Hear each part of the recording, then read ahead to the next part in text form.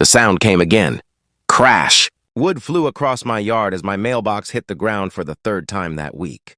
I stepped outside barefoot, phone still in my hand, and that's when I saw her SUV slowing down. She rolled the window halfway and smiled like she won something. "HOA rules," she said loudly, pointing at my house. "You don't belong here." Before I could reply, she sped off, tires kicking dust on my porch. 10 minutes later, a printed notice was taped to my door. No name, no seal, just bold words saying my mailbox was illegal and my home was under violation. I laughed quietly. Because this land wasn't HOA land. Not now, not ever. I picked up the broken mailbox and felt my phone buzz. A neighbor texted, "She called cops on you. Said you threatened her." I looked at the street. Calm on the outside, heart steady. I whispered to myself, "She thinks I'm alone." And that's when the first police siren echoed far away. The siren stopped right in front of my driveway. 2 men stepped out, uniforms looking almost right. Almost. One of them didn't even have a name badge. Karen followed behind them, arms crossed, acting scared. "That's him," she said fast.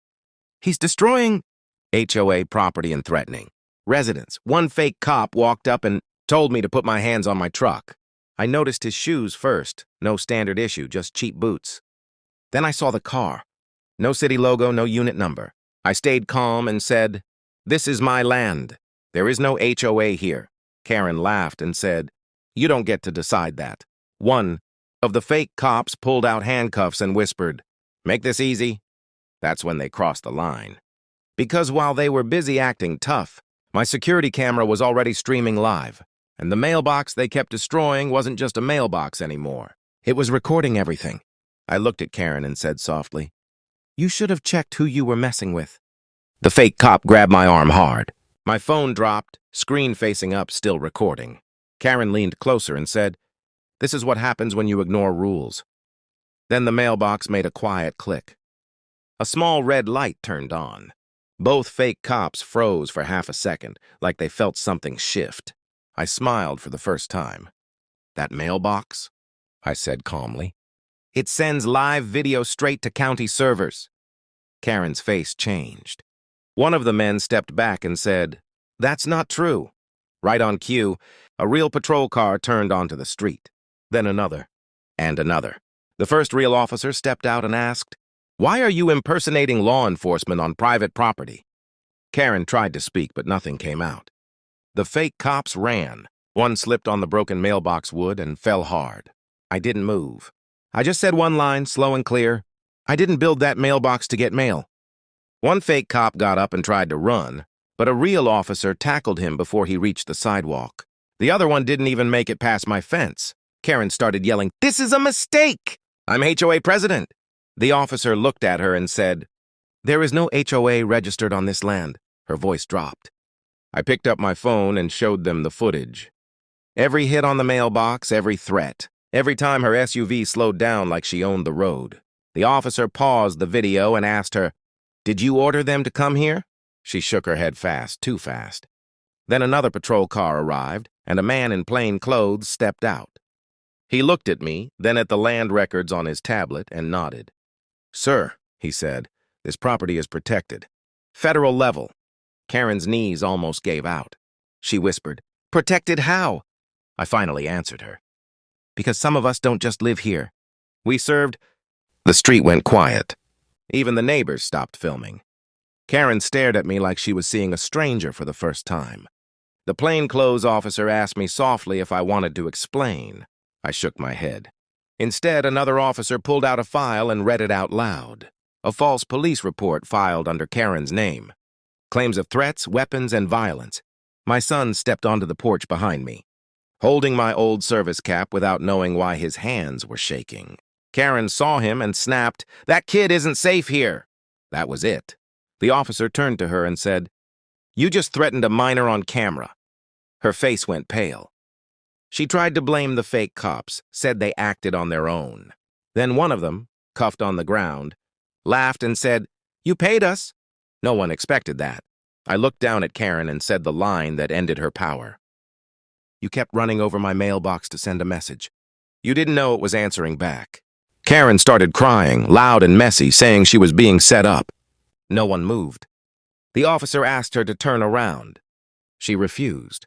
Said she had rights. That's when the plainclothes man leaned close and told her something. That made her freeze. The mailbox damage crossed a federal line because it interfered with protected mail routes. Her head snapped toward me. "It was just a mailbox," she shouted. I nodded slowly. "That's what I wanted you to think." One officer opened the mailbox and pulled out a small metal plate inside, stamped and registered. The neighbors gasped. Karen dropped to her knees, saying she didn't know, that she thought I was weak, quiet, easy. The officer cuffed her while reading the charges: impersonation, false reporting, property damage, child endangerment. As they walked her to the car, she looked back at me and whispered, "Why didn't you stop me sooner?" I answered without raising my voice, "Because people show their truth when they think no one's watching." The cars pulled away, but the street still felt heavy. Neighbors slowly came closer, some quiet, some ashamed they believed her. One man said, "We thought you were just some guy." I looked at the broken mailbox pieces on the ground and said, "That's why she felt brave." The plainclothes officer handed me a paper and said, "Charges will stick. Public case." Then he added, low voice, "She did this to 3 homes before you." That hit harder than anything else. I fixed the mailbox that same evening, not the old one. A stronger one, clean, simple, standing tall. Karen's name was already spreading online. Her HOA lies exposed, her fake power gone. The next morning, a tow truck took her SUV, not for revenge, just unpaid fines stacking up fast. As it rolled away, someone across the street whispered, "Guess the mailbox won." I smiled once and replied, "No, truth did." Weeks later, the street felt different, quieter, safer. Kids rode bikes again. My son asked why people stopped staring at our house. I told him, because they learned something. On the porch, I looked at the new mailbox. Paint still fresh, flag standing proud. I didn't install it to trap anyone. I installed it to remind them. Freedom doesn't shout, it waits. And I didn't fight for this country to be told where I belong. On my land, under my flag, the mailbox stood untouched, and nobody ever ran it over again. 6 months later, a delivery truck stopped at my driveway. The driver looked confused and said, "You the mailbox guy?" I nodded. He handed me a certified envelope from the county. Inside was a notice. My case was now part of a training file for new officers. Example of fake authority exposed.